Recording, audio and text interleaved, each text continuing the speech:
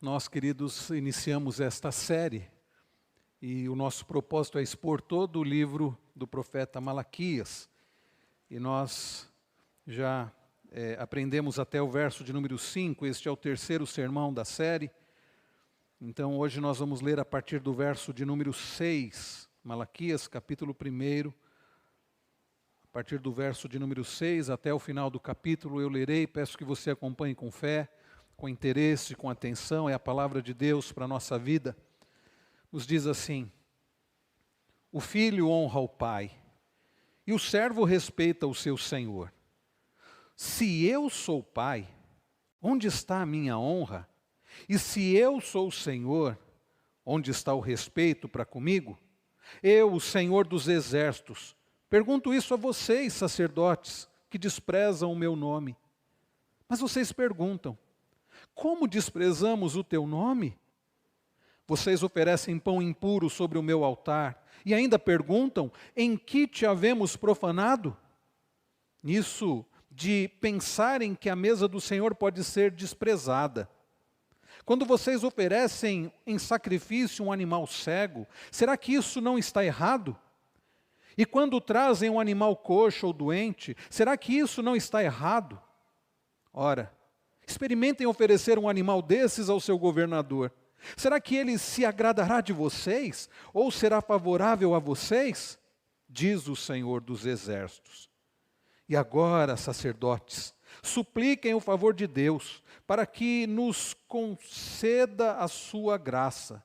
Mas, com tais ofertas nas mãos, será que ele será favorável a vocês? Diz o Senhor dos exércitos. Quem dera houvesse entre vocês alguém que fechasse as portas do templo, para que não acendessem em vão o fogo do meu altar. Eu não tenho prazer em vocês, diz o Senhor dos exércitos, nem aceitarei as suas ofertas. Mas desde o nascente do sol até o poente, é grande o meu nome entre as nações. Em todos os lugares lhe é queimado incenso e são trazidas ofertas puras, porque é grande o meu nome entre as nações, diz o Senhor dos exércitos. Mas vocês estão profanando o meu nome, quando pensam que a mesa do Senhor é impura e que a comida que é oferecida sobre ela pode ser desprezada. E vocês dizem ainda: que canseira! E torcem o nariz para isso, diz o Senhor dos exércitos. Oferecem animais roubados, coxos ou doentes. Vocês acham que eu vou aceitar isso? Diz o Senhor. Maldito seja o enganador, que, tendo um animal sadio no seu rebanho, promete e oferece ao Senhor um defeituoso. Porque eu sou o grande rei, diz o Senhor dos exércitos, e o meu nome é terrível entre as nações. Oremos mais uma vez. Pai Celestial, a Tua palavra, ela é a verdade, por vezes é dura, quando há necessidade, e por isso, ó Deus, nós aceitamos a Tua palavra. Seja ela para correção, para repreensão, para edificação, para instrução, porque nós somos o Teu povo, e o Senhor, ó Deus, quer nos instruir, quer nos corrigir, quer nos fazer semelhantes ao Teu amado Filho Jesus para a Tua glória. Por isso, Senhor, fala ao nosso coração. Dá-nos, ó Deus, entendimento. Não permita que nada nos atrapalhe de ouvir a voz do Senhor através da Tua santa palavra. Fala também ao coração das crianças, ó Deus. E que ninguém, ó Deus, deixe de ouvir a Tua voz, que ninguém, ó Deus, saia daqui sem ser, ó Deus, instruído, edificado, através da Tua santa e bendita palavra. E é no nome de Cristo Jesus que nós oramos gratos. Amém.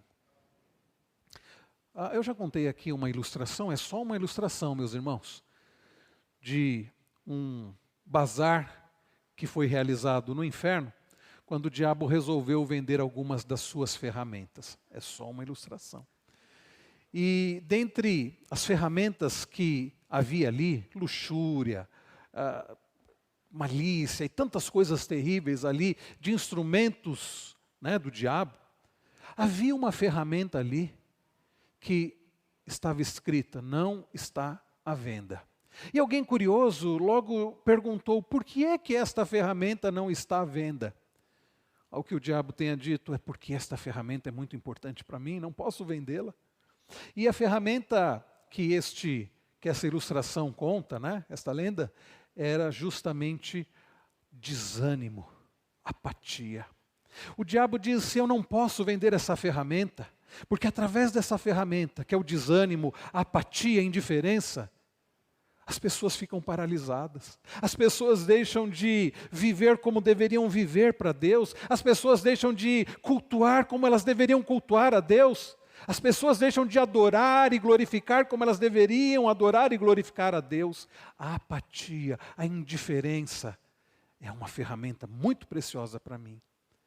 Queridos irmãos, de fato, como é terrível quando experimentamos a apatia, a indiferença, o desânimo, o tédio. Como, por exemplo, num relacionamento é terrível quando por exemplo, num relacionamento conjugal, quando um dos cônjuges passa a agir com indiferença, conquanto tantas atitudes sejam terríveis como a traição, como ataques, como ofensas, tudo isso são coisas terríveis num relacionamento, mas a indiferença, o desprezo, é algo que de fato marca muito ou machuca muito o outro num relacionamento. Bem, quando nós olhamos para a palavra do Senhor, como nós temos visto já há alguns domingos, o povo do Senhor estava vivendo justamente esta indiferença, esta apatia, este desânimo nos dias de Malaquias. E então, queridos, o Senhor, através do seu profeta, através do seu mensageiro, ele traz palavras animadoras, como nós aprendemos na semana passada, palavras de amor, mas palavras duras e também necessárias. Porque assim, meus irmãos, é que Deus trata com seus filhos. E assim que Deus está tratando conosco.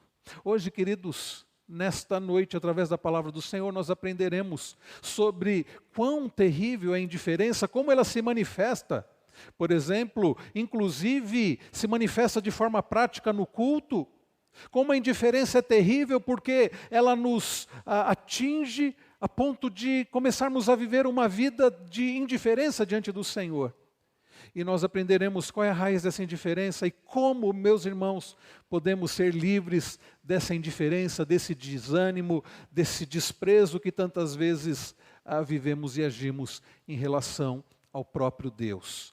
E nós aprenderemos isso, queridos, começando, por exemplo, a falar sobre o que é esta apatia, o que essa apatia espiritual ela faz, o que a apatia espiritual ela faz. Irmãos queridos, nós temos aprendido então, desde o domingo retrasado, olhando para o livro do profeta Malaquias, sobre como Deus trata com o seu povo do Senhor que havia saído do cativeiro, que havia retornado a Jerusalém. E esse livro, como nós temos ouvimos isso através do reverendo Wilson, ouvimos isso através do reverendo Wellington, nós precisamos entender o contexto desse livro. É por isso que é bom quando você lê Malaquias, e você deve ler ao longo da semana, assim como 1 Pedro, que estamos expondo pela manhã, e ler, por exemplo, também lendo livro de Neemias, livro de Esdras, porque estão conectados, tem a ver com um momento histórico.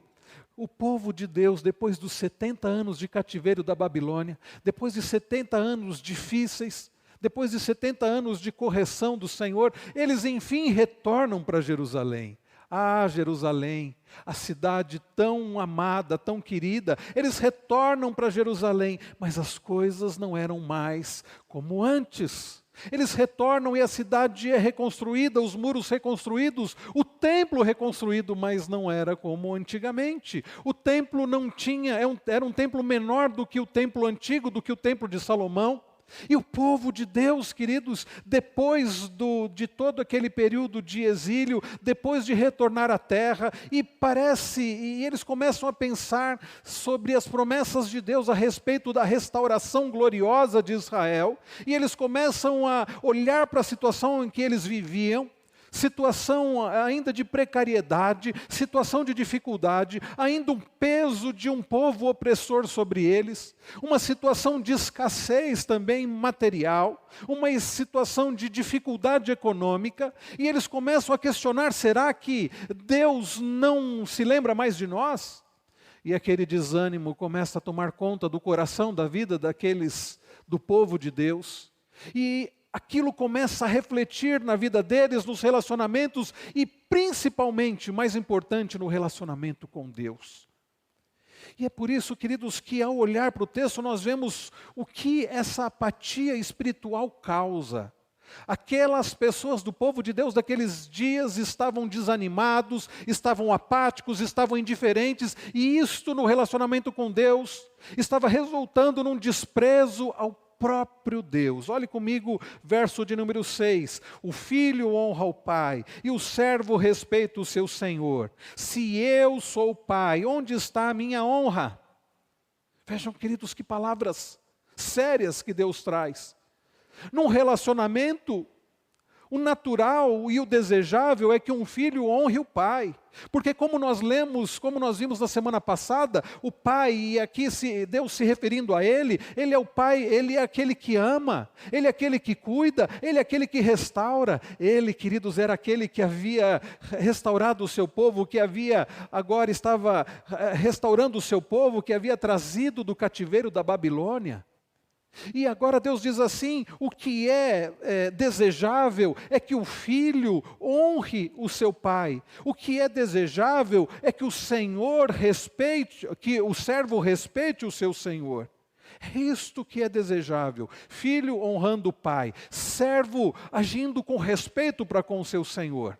Mas vejam que Deus diz: se eu sou o pai, onde está a minha honra? E se eu sou o Senhor, onde está o respeito para comigo?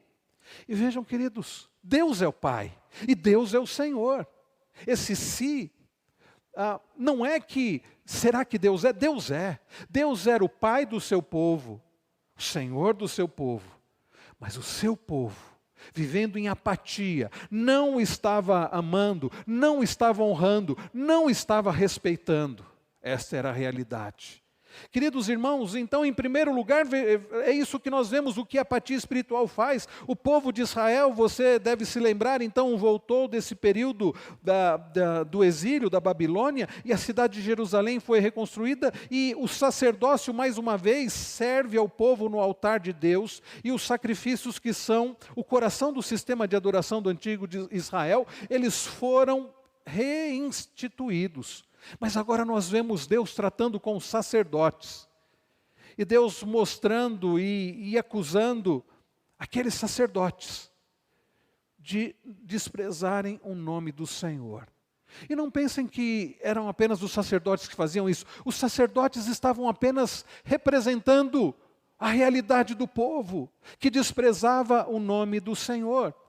Muito rapidamente, então, dentro de 20 ou 30 anos após o retorno do povo à terra, aquela apatia então tomou lugar no coração deles, como que um inverno atingiu o coração deles, uma cinza. E o lugar que isso pode ser visto, mais obviamente, é o lugar onde realmente pode, é o lugar do relacionamento deles com Deus e da própria adoração. Malaquias observa, como nós acabamos de ver no verso de número 6, que os sacerdotes que haviam sido encarregados de liderar também o povo no serviço de adoração no santuário, que deveriam oferecer sacrifícios a Deus em favor do povo, para expiação do pecado do povo, que deveriam ter uma purificação para representar o povo de Deus e clamar ao Senhor e pedir as bênçãos de Deus sobre o povo. Eles estavam pecando contra Deus. Eles deveriam abençoar o povo, e essa era a tarefa deles. Mas aqui, vejam o que Deus diz: eu, o Senhor dos exércitos, pergunto isso a vocês, sacerdotes, que desprezam o meu nome. Os sacerdotes desprezavam o nome do Senhor. Coisa terrível é desprezar o nome do Senhor. Aqueles que não servem ao Senhor, aqueles que não pertencem ao Senhor, eles desprezam o Senhor. Isto é algo até, digamos assim, não desejável, mas é algo que acontece porque não amam a Deus, não conhecem a Deus, por isso eu digo até natural.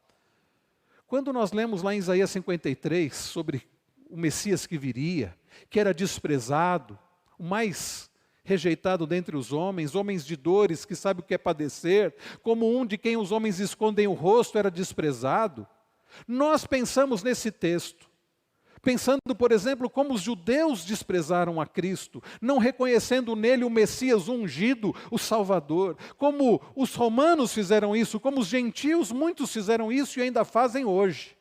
Mas sabe o que é sério, queridos? Mais sério ainda do que aqueles que não conhecem a Deus, do que aqueles que não pertencem a Deus desprezarem a Deus, é quando aqueles que pertencem a Deus desprezam o Senhor. Eu li há algum tempo atrás, há uns 3 anos eu creio, um livro de um dos meus autores favoritos, Jerry Bridges, é alguém que escreve, eu gosto muito dos livros que ele escreve sobre vida cristã, sobre santificação. Ele faleceu não tem muito tempo, e um dos livros que me chamou muita atenção foi um livro chamado, que ele trata sobre os pecados, tem a ver com santificação, e nesse livro, Pecados Intocáveis, ele trata sobre um assunto que por vezes é incômodo para nós. Ele trata sobre pecados que nós por vezes dizemos assim, isso é normal, isso todo mundo faz, e não tratamos como deveríamos tratar. Ele trata, por exemplo, da ira, trata sobre ansiedade, coisas que nós dizemos, isso não tem tanto problema, e tem problema. Mas o que mais me chamou a atenção foi que o primeiro pecado que ele trata ali é o pecado da impiedade.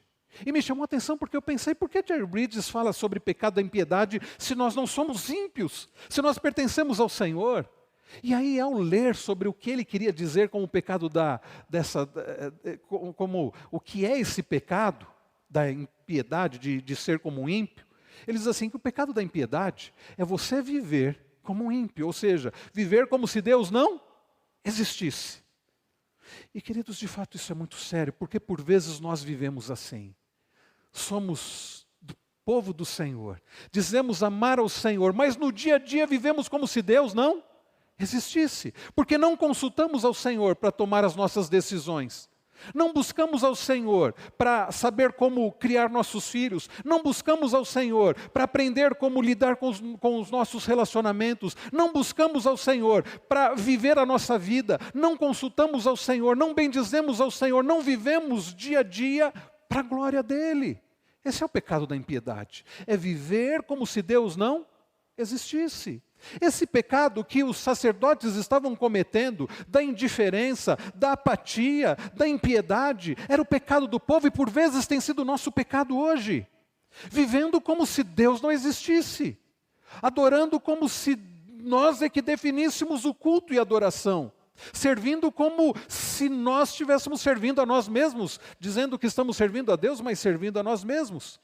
Então vejam, queridos, que Deus trata de forma séria com os sacerdotes, que deveriam representar o povo diante de Deus, mas tratando com os sacerdotes, Deus está tratando com o povo também, porque o pecado dos sacerdotes era o pecado do povo, o pecado da apatia, da indiferença, ou como diz aqui o Senhor, do desprezo ao nome do Senhor. Talvez você diga, não, eu não cometo esse pecado, desprezar o nome do Senhor, de jeito nenhum. Comete. Quando você vive como se Deus não existisse. Quando, como você vive, tomando as suas decisões sem considerar a Deus. Fazendo o que você faz como se Deus não estivesse vendo. E fazendo o que você faz não para a glória de Deus. Isto, queridos, significa desprezar o nome do Senhor. E como eu disse, se isso é comum entre os incrédulos, entre os ímpios, não deveria acontecer na nossa vida. Não deveria ser comum existir na nossa vida. E então, ele diz, o Senhor vai tratando com eles aqui, e ele diz, vocês desprezam o meu nome. Agora, imaginem como isso soou aos ouvidos daqueles sacerdotes. E se eles já estavam agindo, já viviam com apatia e indiferença, aquilo não chegou aos ouvidos, ao coração deles de forma abençoadora, de forma restauradora, a ponto deles dizerem, graças te damos, Senhor, por nos tratar, nos arrependemos e queremos agora levar o Senhor a sério, temer ao Senhor. Não. Olha só o que ele diz. Vocês perguntam, olha só o final do versículo aqui, mas vocês perguntam como desprezamos o teu nome? E aí vem o verso 7. Vocês oferecem pão impuro sobre o meu altar. E ainda perguntam, em que te havemos profanado? Vejam, irmãos queridos, a resposta de Deus no versículo de número 7, é isso que vocês têm feito.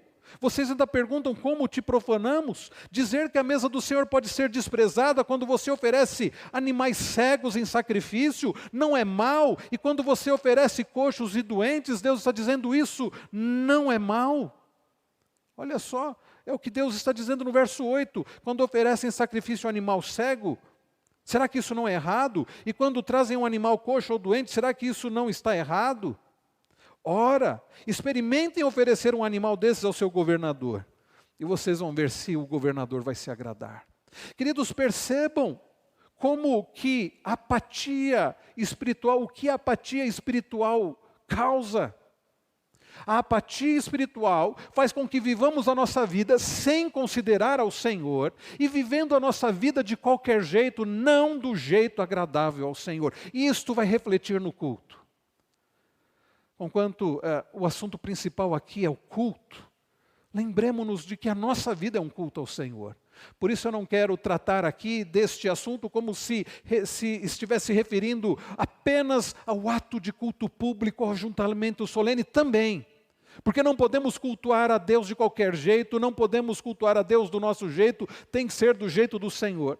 Mas nós precisamos expandir isso, não podemos viver de qualquer jeito, não podemos oferecer a nossa vida de qualquer jeito para o Senhor. Porque se os sacerdotes ofereciam ao Senhor animais que deveriam ser animais puros, animais de um ano sem defeito, e se eles estavam oferecendo animais machucados, animais doentes, animais cegos, animais que não tinham valor comercial, animais que ninguém queria, e achando Deus quer, para Deus está bom. Quantas vezes nós agimos assim, nós vivemos assim, dando qualquer coisa da nossa vida, de qualquer jeito, talvez até um tempo que sobra, isso quando damos alguma coisa, porque por vezes parece que nem sobra tempo para Deus. Como, queridos, quantas vezes a nossa entrega a Deus de vida é como aqueles sacerdotes entregando animais com defeito. Vejam que eles perguntam como temos feito isso, onde temos feito isso, e Deus responde para eles. Vocês percebem o que está acontecendo, meus irmãos? O que estava acontecendo ali? A adoração a Deus havia sido mudada. E essa atitude foi eles acharam que estava tudo bem fazer isso. As pessoas, afinal, não poderiam tolerar o fardo da adoração nos termos de Deus, e então eles pensaram em oferecer algo diferente, e tudo bem, para Deus estava bom daquele jeito. Vejam o que o Senhor diz no verso de número 13. Verso de número 13. Vamos ler juntos, queridos? Leiamos. E vocês dizem ainda, que canseira, e torcem o nariz para isso, diz o Senhor dos Exércitos. Oferecem animais roubados, coxos ou doentes. Vocês acham que eu vou aceitar isso? Diz o Senhor. Olha, meus irmãos, que coisa terrível. Eles ainda diziam assim, que canseira. Para os sacerdotes havia todo um ritual para oferecer sacrifício a Deus, havia todo um sistema, um processo de purificação, de cuidado, na hora de imolar o animal, havia todo um processo. E a apatia espiritual daqueles sacerdotes e do povo estava fazendo com que aquilo que era para eles fazerem com prazer, com dedicação, era para eles fazerem para a glória de Deus, com a motivação correta, tudo aquilo estava sendo um fardo, um peso. Eu vou ter que fazer isso de novo, que canseira, vamos fazer de qualquer jeito. Sabe, queridos, tantas vezes isso tem acontecido conosco por causa da apatia espiritual. A leitura da palavra, a oração passa a se tornar um fardo, aquilo que deveria ser prazeroso passa a se tornar um fardo. A responsabilidade de testemunhar de Cristo para as pessoas passa a se tornar um fardo. Vir à igreja para adorar ao Senhor passa a se tornar um fardo.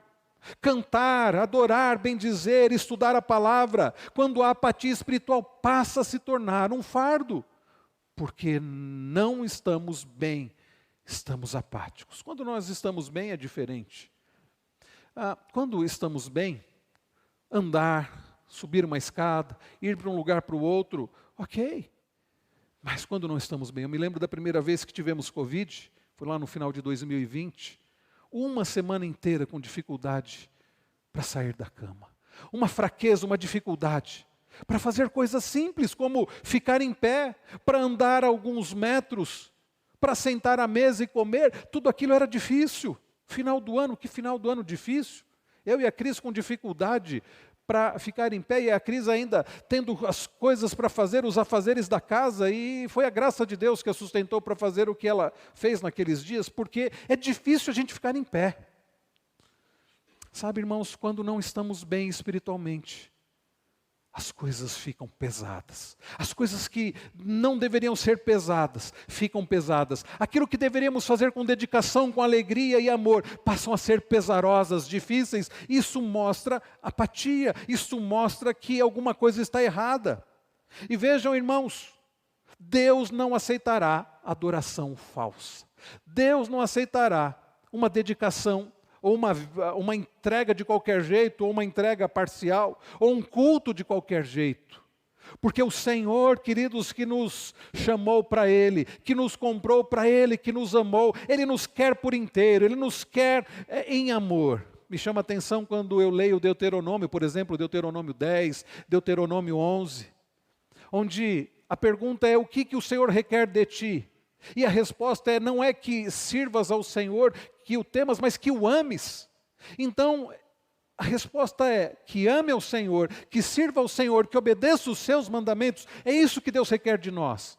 Não é uma vida de aparência, não é uma vida dando o que sobra, não é uma vida servindo de qualquer jeito, não é uma vida brincando de ser crente, mas é uma vida de entrega total, absoluta, uma vida de entrega intensa, de entrega a todo momento ao Senhor, onde a minha vida pertence ao Senhor. Hoje pela manhã conversava sobre isso com alguém, dizendo assim: mas a nossa, aliás hoje, não ontem, conversava com um irmão querido, dizendo assim: mas aqueles que dizem, a sua fé é para você guardar na sua casa, no seu íntimo. Aqui na escola não, aqui no trabalho não, aqui na política não, nas artes não, nas ciências não. Viva a sua fé no seu ambiente privado. E nós conversávamos sobre isso dizendo: não é possível. Porque se eu pertenço ao Senhor, eu sirvo ao Senhor, a minha vida toda é do Senhor. Nós vivemos corandeu, nós vivemos diante de Deus, diante da face de Deus, neste mundo que, como dizia Calvino, é o teatro de Deus, e nós pertencemos a Ele, a nossa vida é dEle, e devemos viver para a glória dEle. Paulo diz: tudo, pois, que quer comais, bebais, ou façais outra qualquer coisa, fazei tudo para a glória do Senhor. 1 Coríntios 10, 31. Os nossos catecismos nos ensinam que o fim principal do homem é glorificar a Deus e ter prazer em Deus. Não há, queridos, como dedicar parte da nossa vida para o Senhor. Nós aprendemos nos 10 mandamentos isso, já começa dizendo assim: não terás outros deuses diante de mim. Não farás para ti imagens de escultura, não adorarás, não prestarás culto a elas. Quer dizer, queridos, devemos viver para o Senhor e somente para o Senhor, e toda a nossa vida, em todo o tempo, para o Senhor. Seja no domingo, seja na segunda-feira, seja no nosso trabalho, seja nos estudos, seja no namoro, seja no casamento, seja na educação dos filhos, seja no relacionamento com os pais. Tudo é para o Senhor e para a glória do Senhor. Paulo trabalha isso escrevendo Efésios 5 e 6. E quando ele trata sobre os servos, ele diz que os servos não devem servir apenas na aparência, mas fazer como que para Cristo. E assim deve ser a nossa vida. A apatia espiritual, ela se expressa numa adoração comprometida. Olhe comigo novamente os versos 8 e 9. Diz assim, versículos 8 e 9. Vamos ver a partir do verso de número 7. Vocês oferecem pão impuro sobre o meu altar e ainda perguntam, em que te havemos profanado? Nisso de pensarem que a mesa do Senhor pode ser desprezada. Verso 8. Quando vocês oferecem em sacrifício um animal cego, será que isso não está errado? E quando trazem um animal coxo ou doente, será que isso não está errado? Ora, experimentem oferecer um animal desses ao seu governador. Será que ele se agradará de vocês ou será favorável a vocês? Diz o Senhor dos Exércitos. Irmãos, percebam, eles estavam oferecendo de qualquer jeito para o Senhor, achando que estava tudo bem, e Deus diz assim, vocês não percebem que isso está errado? E olha o que Deus diz, vocês teriam coragem, em outras palavras, parafraseando, vocês teriam coragem de oferecer isso que vocês estão me oferecendo ao governador? A resposta é clara, não, é claro que não, eles não teriam coragem de oferecer aqueles animais com defeito ao governador. E o que Deus diz é, bom, se vocês não ofereceriam isso ao governador, por que estão oferecendo a mim? Irmãos, percebem, às vezes a gente se dedica tanto em agradar pessoas, e para Deus nós fazemos de qualquer jeito, para os outros queremos agradar, mas a Deus, nós tratamos a Deus de qualquer jeito. Para os outros nós queremos dar do melhor do nosso tempo, do melhor do que temos, do que somos. Para Deus, o que sobrar, se sobrar.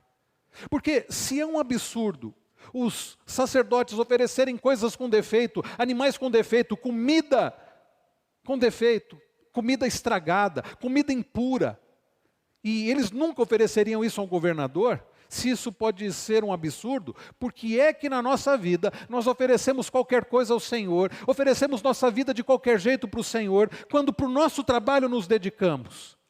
Nos dedicamos.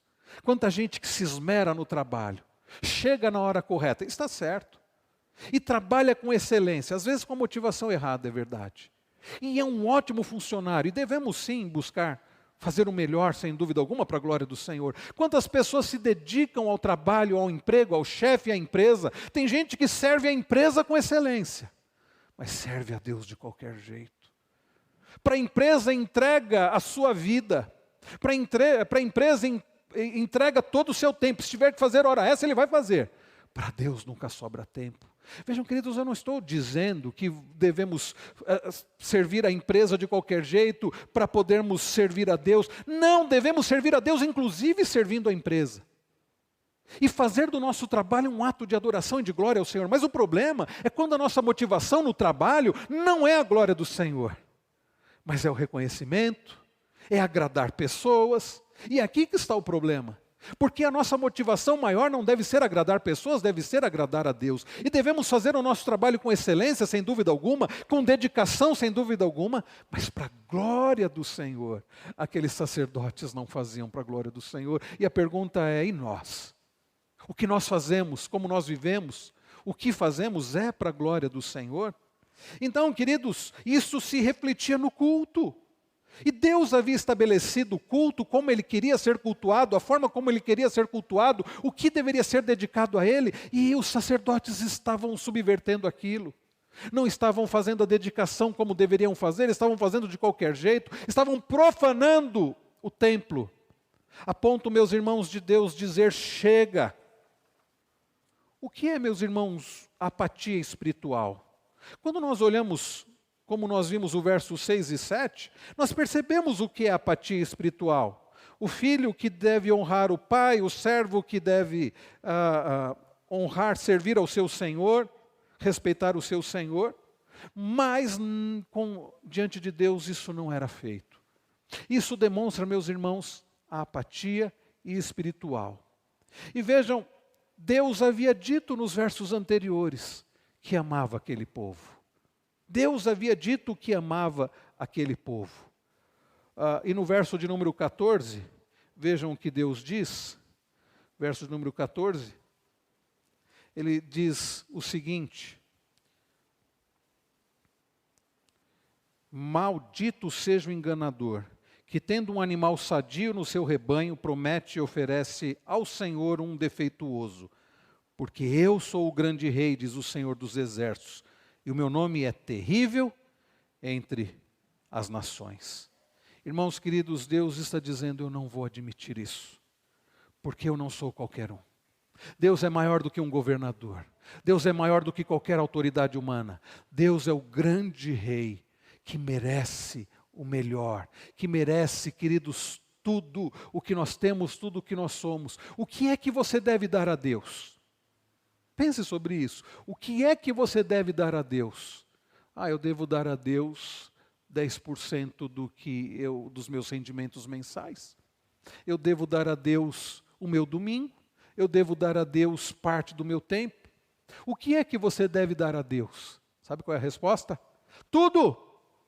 Você deve viver para o Senhor. Você deve fazer tudo o que você faz para a glória do Senhor. Isso é dar tudo. Eu gosto de ouvir um pastor escocês, chamado David Stern, e ele contou uma história, eu ouvi ele pregando essa semana, ele contando a história de uma jovem convertida, uma jovem crente na África, que começou a frequentar um culto regularmente em sua igreja local. E durante o culto chegou a hora da oferta, assim como acontece nas igrejas, mas naquela igreja o momento de oferta era feito como se fazia antigamente, onde alguém passava com uma bandeja e as pessoas iam colocando naquele prato, naquela bandeja, a oferta, o seu dízimo. E então ela notou, enquanto observava o prato, a bandeja sendo passada pela fileira, que as pessoas tiravam dinheiro do bolso e colocavam no prato. Mas ela era pobre e ela não tinha em seus bolsos absolutamente nada. Ela não tinha o que entregar. E então, quando o prato foi finalmente entregue a ela, e ela não sabia bem o que fazer, então o que aquela jovem fez foi colocar aquela bandeja no chão. E ela então subiu em cima daquela bandeja, se pôs em pé em cima daquela bandeja. Então ela orou assim: ó Senhor, Senhor, eu não tenho nada, eu sou pobre. Eu não tenho dinheiro para entregar. Mas o que eu faço? Eu entrego a minha vida ao Senhor. A minha vida é para o Senhor, a minha vida é uma oferta para o Senhor. Irmãos, eu creio que aquela jovem entendeu mais sobre entrega, sobre adoração, do que muitas pessoas que entregam os seus dízimos e as suas ofertas. Ela disse: Senhor, o Senhor pode ter tudo de mim. Meus queridos irmãos, Deus, Ele merece ter tudo de nós, Ele é o grande Rei. Agora, antes de encerrarmos, e assim nós vemos os versos 6, 9, 12 e 14, como eles fazem esse paralelo. E Deus não aceita uma adoração de qualquer jeito. Deus não aceita um culto de qualquer jeito. O culto deve ser para o Senhor, da forma como o Senhor instituiu. É por isso, queridos, que nós não devemos ter inovações no culto. Vamos fazer desse jeito, isso agrada mais as pessoas. Já ouvi isso. Igrejas, por exemplo, que dizem assim: olha, agora nós vamos fazer desse jeito, porque as pessoas gostam mais desse jeito. Não interessa como as pessoas gostam, não interessa o que eu gosto. Já ouviram isso? Eu gosto de um culto mais assim, Não interessa o que nós gostamos. A pergunta é: o que Deus quer? Qual é o culto que agrada ao Senhor? O que Ele quer que seja cantado? Como Ele quer que o adoremos? E a Bíblia traz esses princípios. Nós temos, por exemplo, querido, nós das igrejas reformadas, temos um princípio regulador do culto, extraído das Escrituras. E nós fazemos o que fazemos e temos essa liturgia. Começamos com convocação à adoração, temos um momento de contrição, temos um momento de gratidão, orações, hinos, cânticos. Temos o momento da pregação da palavra, que ocupa a parte central do culto e o tempo principal do culto. Temos, irmãos, a celebração da ceia do Senhor. Tudo isso porque entendemos que a base bíblica não é porque o conselho gosta desse jeito, não é porque o pastor gosta desse jeito, não é porque os membros gostam desse jeito, é porque Deus quer assim. Agora, mais do que isso, a nossa vida deve ser vivida não do jeito que nós gostamos, não do jeito que as pessoas dizem que deve ser, não do jeito como os outros vivem, não do jeito que aparentemente dá certo, não da forma como a cultura, como as pessoas dos nossos dias vivem, mas da forma como o Senhor deseja. Queridos, antes de nós encerrarmos, veja então como esses versículos, os versículos agora, que estão bem no centro da passagem, Nós vimos os versos 6 a 9 e de 12 a 14. Mas agora eu quero que vocês prestem atenção nos versículos 10 e 11. E eu quero convidar os irmãos que puderem, que têm a Nova Almeida atualizada, para que leiam comigo. Leiamos.